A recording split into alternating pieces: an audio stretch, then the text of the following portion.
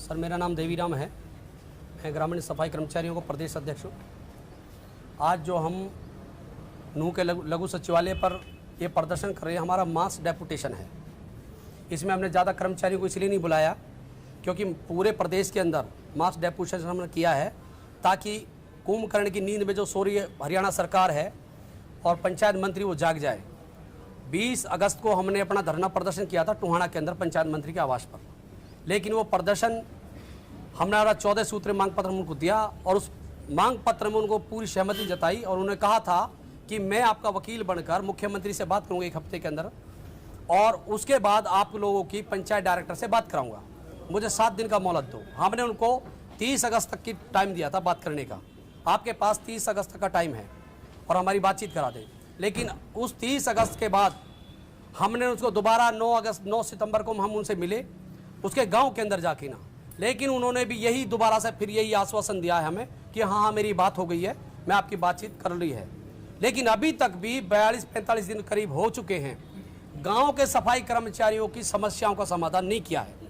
इसलिए मजबूर होकर तमाम प्रदेश के ग्रामीण सफाई कर्मचारियों ने अपना ये मास डेपुटेशन का पूरे हरियाणा में अभियान चलाया है 2 दिन का, 6 तारीख का और 7 तारीख का।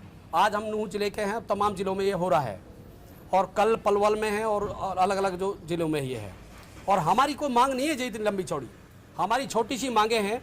गांव के सफाई कर्मचारियों को विधानसभा के अंदर पॉलिसी बनाकर उनको पक्का किया जाए। जैसे हमारा प्रदेश उत्तर प्रदेश है, हमारा पड़ोसी राज्य है, उसमें बाकायदा पहले पॉलिसी बनाई मायावती सरकार ने और फिर उनको परमानेंट किया गया। लेकिन हरियाणा की कांग्रेस सरकार ने जब इनको भर्ती किया तो इनको ऐसे कच्चे जो लगा दिया पंचायत के माध्यम से। हम ये कहना चाहते हैं सरकार से कि गांव के सफाई कर्मचारियों को भी एक विधानसभा में पॉलिसी बनाकर उनको पक्का किया जाए और जब तक पक्का ना किया जाए कम से कम न्यूनतम वेतन 24,000 रुपये दिया जाए। दूसरा, गांव के जो सफाई कर्मचारी हैं, काम करने के औजार उनको बीडीपीओ के माध्यम से दिया जाए। 30-35 पूरे हरियाणा के जितने भी ब्लॉक है, 140 ब्लॉक है, करीबन 40 ब्लॉकों में उनको मिल चुके हैं सफाई के औजार बीडीपीओ के माध्यम से। लेकिन अभी तक भी मेवात जिले के अंदर किसी भी ब्लॉक में एक झाड़ू तक नहीं दी है किसी भी बीडीओ ने। और सरकार आए दिन ढिंडोरा पीटती है कि महासफाई अभियान, रोज नौटंकी कर रही है सरकार। जब कर्मचारियों के पास काम करने के औजार नहीं होंगे तो महासफाई अभियान कैसे करेगा? और गांव वाले आए दिन शिकायत लगाते हैं हमारे लोगों की कि भाई ये लोग काम नहीं करते। अरे काम तो जब करेंगे जब इनके पास औजार होंगे काम करने के। रेडी, कसा, झाड़ू, तसला, कोची भी नहीं मिले। जबकि दुष्यंत चौटाला के समय में जब वो पंचायत मंत्री थे उन्होंने बाकायदा अखबार में भी एडिट दिया था, बाकायदा चिट्ठी जारी करी है कि बीडीपीओ के माध्यम से इनको दिया जाए।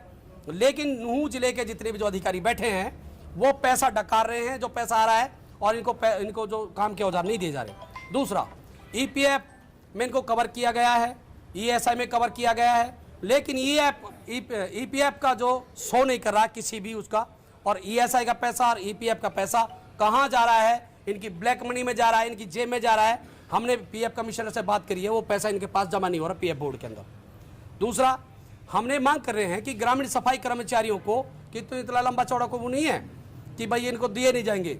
गांव के सफाई कर्मचारियों को वार्षिक बढ़ोतरी के तहत इनको जोड़ा जाए। जो महंगाई के आंकड़े, जो आज महंगाई 7वें आसमान में है और 12-14 में कोई इनका गुजारा नहीं हो पा रहा। शहर के सफाई कर्मचारी ये 2011-13 के अंदर 8100 रुपये तनख्वाह में लेते थे, एक समान वेतन। लेकिन अभी तक भी गांव के जो सफाई कर्मचारी को 14,000 और शहर के सफाई कर्मचारी को मिल रहा है 18,000 से 22,000 तक, कच्चे सफाई कर्मचारी को। लेकिन ये असमानता इतनी बड़ी है कि ज़्यादा असमानता है, जबकि काम एक जैसा है, नौकरी एक जैसी है, लेकिन अभी तक भी उनको पैसा बराबर नहीं दिया गया। दूसरा, शहर के सफाई कर्मचारी 400 की आबादी पर एक सफाई कर्मचारी है और गांव का सफाई कर्मचारी 2000 की सफाई पे आबादी पर एक सफाई कर्मचारी और 5000 पर 2 हैं। इतना लंबा जो फासला है, वो इतना लंबा फासला उसको कम करने का कहा था, भाई ये दायरा हम कम करेंगे, लेकिन अभी तक भी सरकार ने उस पर भी कोई संज्ञान नहीं लिया है। तीसरा, गांव का जो सफाई कर्मचारियों का जो पैमाना है, जो भर्ती करने का पैमाना है, उसको भी कम किया जाए और गांव का जो सफाई कर्मचारी है उनको वर्दी भत्ता, धुलाई भत्ता, शिक्षा भत्ता, इनके उसमें भी उनको जोड़ा जाए। आप नगर निगम में देखोगे कि कर्मचारियों को शिक्षा भत्ता भी मिलता है, धुलाई भत्ता मिलता है और काम के औजार जिनको 500 रुपया हमारी मांग है अपनी कि 500 रुपया इनको हर महीने उनके खाते में डाला जाए, जैसा हमारा वर्दी भत्ता जो मिलता है। ये हमारी 14 मांग हैं जी। उनके लिए हम अपना जो ये मास डेपुटेशन पूरे हरियाणा में, अब यहाँ भी हम कर रहे हैं, पूरे प्रदेश में हमारा चल रहा है। लेकिन सरकार की जो लापरवाही है, सरकार की इतनी लापरवाही है कि सरकार, कल मुख्यमंत्री जी 7 तारीख को अपना वाल्मीकि जयंती मना रहे हैं। ये नौटंकी जो कर रहे हैं, हम तो ये कहते हैं कि अगर वाल्मीकि समाज का कर्मचारियों को अगर अपने हितैषी है तो कम से कम इन कर्मचारियों को पक्का करो, ठेका प्रथा कम करो। डोर टू डोर के सफाई कर्मचारी हैं, सबसे ज़्यादा सफाई कर्मचारी डोर टू डोर के मेवात के अंदर हैं। लेकिन इन कर्मचारियों को 3 महीने तक, 4 महीने तक को तनख्वाह नहीं मिली और इनको निकाल दिया। जब इन्होंने तनख्वाह मांगी तो उनको निकाल दिया गया। हम ये मांग करते हैं कि गांव के सफाई कर्मचारी के तर्ज पर भी इनको पक्का किया जाए, इनको हमारे बराबर इनको वेतन दिया जाए और हमारी जो सुविधा जो हमें मिल रही है पीएफ की, ईएसआई की, आई कार्ड की, ये भी इनको दिया जाए।